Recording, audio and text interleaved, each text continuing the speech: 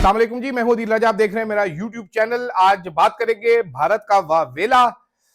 कुछ फैक्ट्स इस पे बताता हूं आपको, इंटरेस्टिंग से, छोटे छोटे ब्रीफ ब्रीफ से साथ बात करता हूं। अगर इमरान खान की जगह आज नवाज शरीफ साहब होते तो क्या होता।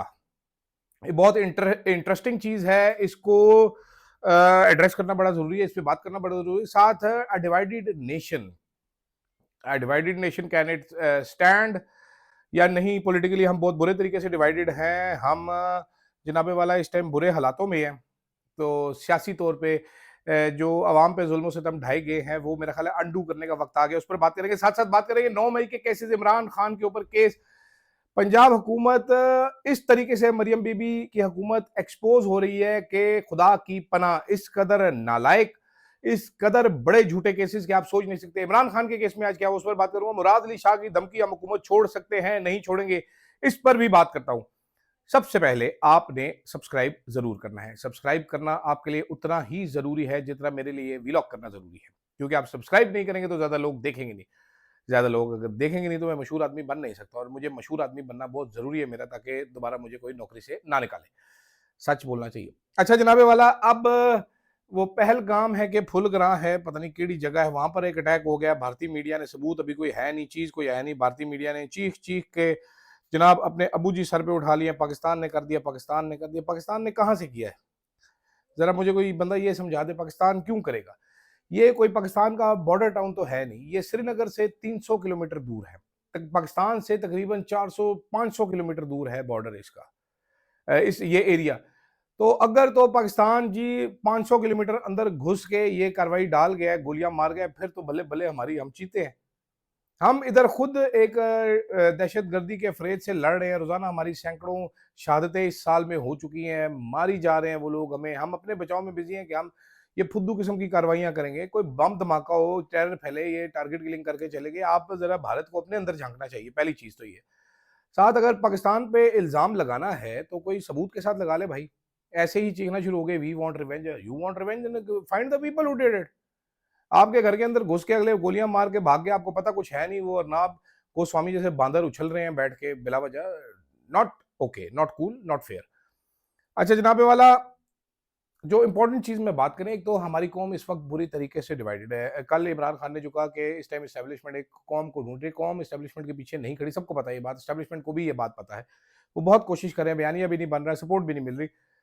तो क्या ऐसे वक्त में हम ये अफोर्ड कर सकते हैं? अगर कोई अक्लमंद मशवरा देने वाला हो तो ये टाइम है हीलिंग का। फौरन से पहले स्टेप्स ऐसे उठाने चाहिए कि हीलिंग हो, ताकि कौम को एक जगह पे इकट्ठा किया जा सके। Divided nation is very easy to manipulate, very easy to push around.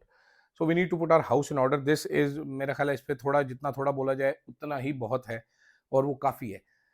साथ साथ जनाबे वाला, मेरे प्यारे लीडर अल मारूफ प्लेटलेट्स वाली सरकार, ग्वालमंडी के स्पाइडरमैन मियाँ जी, मियाँ साहब अगर आज ऑपोजिशन में होते तो क्या कहते? 2016 का, ये 2016-17 की नहीं, 2000 सॉरी, उसकी खबर है कोई, मैं भूल गया हूँ, खलीज टाइम्स की। ये, इसमें मियाँ साहब ने बताया था कि जनाब militants from Pakistan attacked Mumbai. ये मियाँ साहब उस टाइम अपोजिशन में थे, तो मियाँ साहब ने सहाफियों को बुलाया, उसको कहा कि जी ये जो मुंबई अटैक्स हुए हैं ये पाकिस्तान से भेजे गए थे। उन्होंने जगह भी बताई, गांव का नाम भी बताया था उस टाइम पे कि जी वहां से गए हैं ये, और इंडियन सहाफी को बताया था। आज इमरान खान है जेल में, उसकी पार्टी का मौकफ आ चुका है कि हम इस वक्त अपनी फौज के पीछे खड़े हैं, अपने मुल्क के पीछे खड़े हैं, तमाम उसके बावजूद हम खड़े हैं। ये है इमरान खान। ये कल पैगाम आया था इमरान खान का जेल से कि जनाबे वाला इस पर कोई फजूल की बयानबाजी नहीं होगी, सारे अपने मुल्क के साथ, पाकिस्तान के साथ खड़े होंगे। और आज वो इम्प्लीमेंट भी होना शुरू हो गया है, सलमान राजा का बयान भी आ चुका है। मियाँ साहब होते तो मियाँ साहब बता रहे होते, जनाब ये फौज ऐसी है, state with in the state है, रोग ISI है, ये ऐसे ही करते हैं, ये वैसे ही करते हैं, मैं तो भारत को बड़ा पसंद करता हूँ, मैं तो मोदी की एक सांस में 3 चुम्मियाँ लेना चाहता हूँ। ये इमरान खान है, ये वो बंदा है जिसने बालाकोट जो एयर स्ट्राइक्स का जवाब ऐसे जालिम तरीके से दिलवाया था कि भारत को नानी याद आ गई थी। उस वक्त अयाज सादिक साहब गवाह हैं इस चीज़ के, उन्होंने बाजवा पर इल्ज़ाम लगाया था कि बाजवा के टांगे कांप रही थी, माथे पे पसीने आए हुए थे, और बाजवा कह रहा था मेरे टैंकों में तो तेल ही नहीं है और जंग लग गया टैंकों में, हम कैसे जंग लड़ेंगे। उस वक्त ये इमरान खान ही था। जो तमाम गवाहान हैं, तमाम सबूत है, तमाम बयानात हैं, Imran Khan and air chief उस वक्त के, जिन्होंने सख्त स्टैंड लिया था। और चेयरमैन जॉइंट चीफ बाजवा साहब ने इतना सख्त स्टैंड नहीं लिया था, फिर वो हिस्टोरिक रिस्पॉन्स आया था पूरी दुनिया में भारत को, we give them a bloody nose जिसको कहा जाता है।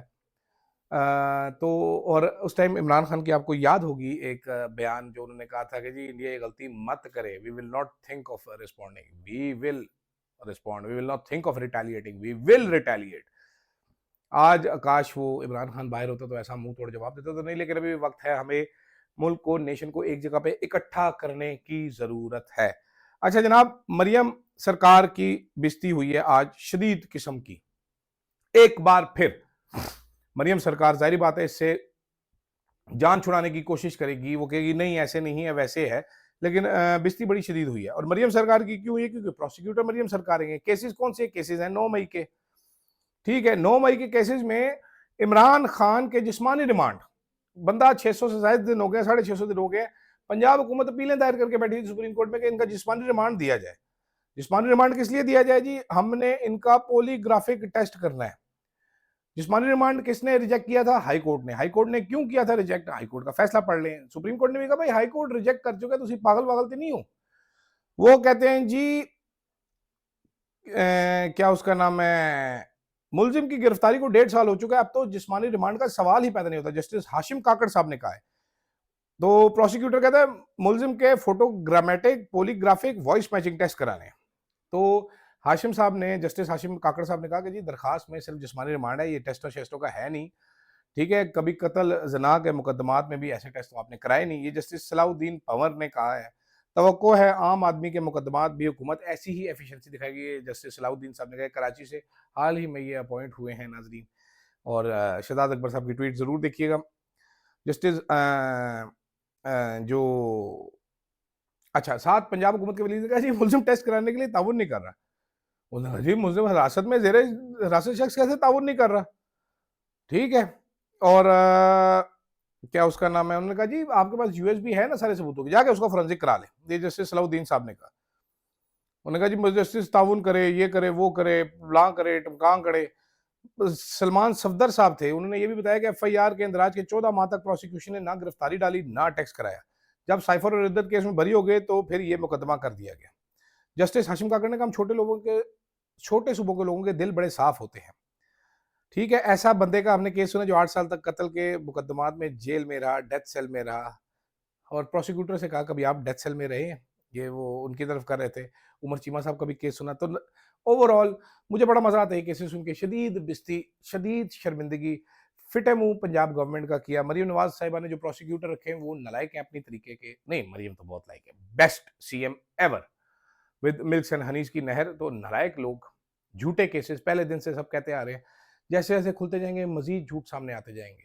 ये एस्टेब्लिशमेंट की, गवर्नमेंट की कामयाबी ये थी कि केसेस चलने ना दिए जाए। जब चल रहे हैं ये केस तो ये नंगे हो रहे हैं, केस नंगे पुंगे हो रहे हैं, नंगे पुंगे ठा हो रहे हैं बल्कि। अच्छा जी, अब आगे बात कर लेते हैं बेचारी पीपल्स पार्टी। बेचारी पीपल्स पार्टी क्यों? बेचारा बिलावल, मजबूर बिलावल। क्यों जी? वो इसलिए जनाबे वाला के आपको तो मालूम ही है कि नहरों का मसला चल रहा है। पीपल्स पार्टी को अपने ही शहरों में जूतियां पड़ने का इम्कान है, बल्कि पड़ना शुरू हो भी चुकी हैं जूतियां। सिंध में इस वक्त ये लोग निकल चुके हैं, कालाबाग मंसूबे की तरह मुतनाज़ा हो चुके हैं नहरों का मंसूबा। ब्रीफिंगें दी जाएं, बैकग्राउंड ब्रीफिंगें दी जाएं, जैसे मर्जी कहा जाए, जरदारी साहब से अप्रूवल करवाया जाए, मुश्किल नजर आ रहा है। पीपल्स पार्टी के लिए बेइंतहा मुश्किल है। कल मैं परसों मुराद अली शाह साहब की बात सुनी कि कल सुनी, उन्होंने कहा जी हम चाहें तो हम हुकूमत छोड़ सकते हैं, हम नहीं चाहते फिर लंबे अरसे तक निगरान सेटअप आ जाए। डरा रहे हैं, बेसिकली बजवा रहे हैं कि हम क्यों छोड़ेंगे तो वरना निगरान सेटअप आ जाएगा। तो चौधरी साहब, पहली बार इमरान खान की हुकूमत गिराने के बाद इलेक्शन डिले करवाने के लिए तो आप भागे भागे गए थे कि निगरान सेटअप लंबा चलाएं। उस टाइम तो आपकी चूं नहीं निकली थी। उस टाइम सारे लोग आपको कह रहे थे ना कि जनाब ये खड्डा मत खोदें, इसमें आगे जाके आप खुद गिरेंगे, आपका मुंह काला होगा। अब आप गिर रहे हैं ना इस खड्डे में।